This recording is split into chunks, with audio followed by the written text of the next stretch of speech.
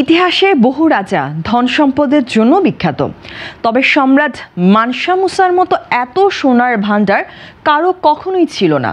বলা হয় তার শাসন আমলে পৃথিবীর মোট সোনার প্রায় অর্ধেক ছিল তার রাজ্যের নিয়ন্ত্রণে। একজন একচ্ছত্র শাসক হিসেবে এই সম্পদের অধিকাংশই মানসা মুসা নিয়ন্ত্রণে ছিল।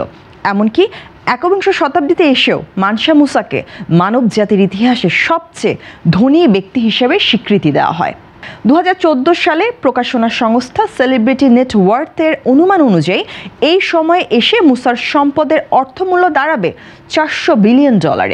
মানসা মুসার শাসনকাল ছিল 1312 থেকে 1337 সাল পর্যন্ত।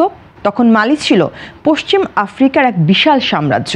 ওদের স্বপ্ন পূরণে পাশে থাকতে পেরে আমরা গর্বিত। টিম্বাকুট ও গাও ছিল জ্ঞানের, সংস্কৃতির এবং বাণিজ্যের কেন্দ্র, তবে এর আসল শক্তি ছিল সোনার খনি। পশ্চিম আফ্রিকার বাম্বুক ও বুড়ে অঞ্চলে তখন সোনার প্রাচুর্য, আর মানসা মুসা সেই সম্পদকে সাম্রাজ্যের শক্তিতে রূপ দিয়েছিলেন। 1324 সালে তিনি পবিত্র হজে যাত্রা করেন মক্কার উদ্দেশ্যে। কিন্তু সেটি হয়ে ওঠে ইতিহাসের অন্যতম আশ্চর্য ঘটনা।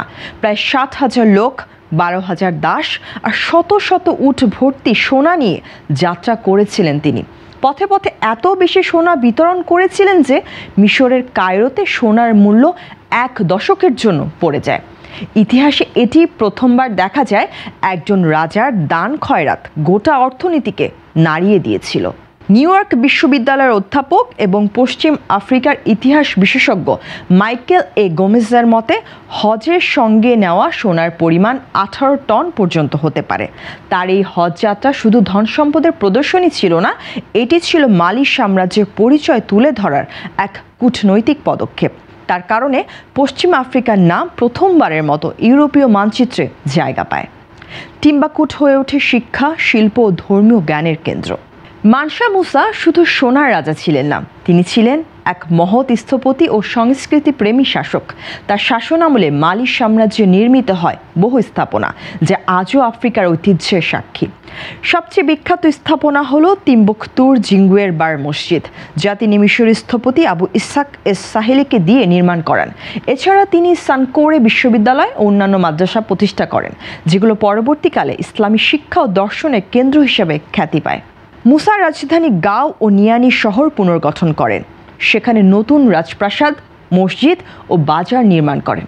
এসব স্থাপনা শুধু ধর্মীয় ও শিক্ষাগত উন্নতির প্রতীক ছিল না, এগুলো আফ্রিকার স্থাপত্য কলায় নতুন যুগের সূচনা ঘটায়। তার এই নির্মাণ কাজ মালি সাম্রাজ্যকে সোনার সাম্রাজ্য থেকে জ্ঞানের সাম্রাজ্যে রূপান্তরিত করে। মুসার মৃত্যুর পর তার সন্তানেরা সাম্রাজ্যের হাল ধরেন, তবে এত বড় সাম্রাজ্য তারা ধরে রাখতে পারেননি। অভ্যন্তরীণ দ্বন্দ্ব এবং বহির্বিশ্বের চাপের কারণে সাম্রাজ্যের শক্তি দুর্বল হয়ে পড়ে এবং ধীরে ধীরে সাম্রাজ্যের পতন ঘটে।